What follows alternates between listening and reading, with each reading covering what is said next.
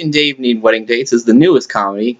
Zac Efron, Adam Devine, Aubrey Plaza, and Anna Kendrick. Now, Mike and Dave is about two brothers who essentially are screw-ups. So their parents are like, hey, we'll give you an all-paid expensive trip to Hawaii if you bring two respectable wedding dates. So Anna Kendrick and Aubrey Plaza decide to essentially con them so that they can go to a free trip to Hawaii. Yay! Now I'm going to say this with regards to Secret Life of Pets. This is actually the better one this week. I had a really good time watching this movie because this movie knows what it is, and it's just fun. It's just like a lighthearted comedy.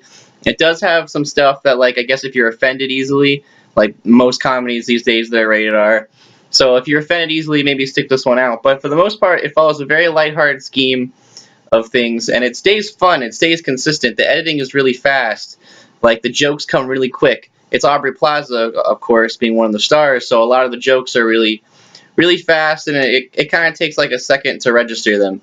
I really like that about the humor of this movie, and I really like this movie. I thought it was fun. Like, it knew what it was. My only really big problem with this film is that you've seen this a lot. You've seen a lot of comedies like this. You know exactly how it's going to go. The second it comes up on the screen, you know exactly how the movie's going to play out, exactly how it's going to end, what characters are going to end up together, what's going to, happen. But that's not bad. I mean, like, if it's done well, then I'm into it.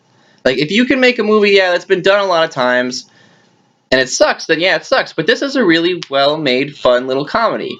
They do it really well. And I really like Zac Efron in this film. He's so likable, and I've started to really like him in a lot of films that I've been seeing him with Neighbors too as well, and even Dirty Grandpa I enjoyed him in. So I'm really liking pretty much everything that Zac Efron has been making decisions for. I'm a really big fan of Aubrey Plaza. I've been loving her since I saw her in Parks and Rec and Scott Pilgrim those years ago.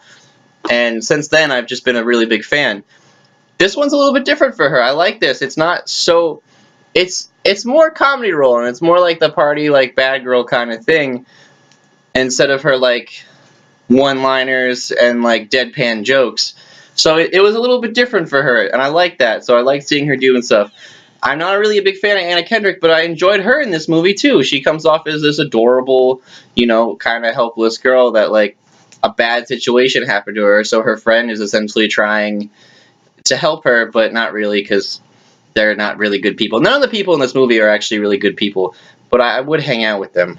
That probably makes me a fucked up person, too. So I'm going to keep this review short. I don't have a lot to say on this movie, because if you've seen the trailer, you know exactly what you're going to get in for. But I will say it's really well made. It starts off as a really big, like, just joke, but eventually near the end it pulls back, and it becomes a movie with heart, and a movie with characters. The message isn't, like, crazy deep, but it's enough to really impact you. So I enjoy this movie. I'm going to give this movie a 7 out of 10, or on my scale, it's going to be the house cat rating. Even the short, because I want to go play Pokemon Go. I got Pokemon to catch. Like, comment, subscribe, whatever you want to do. And remember, a review from Ryan J will brighten your day.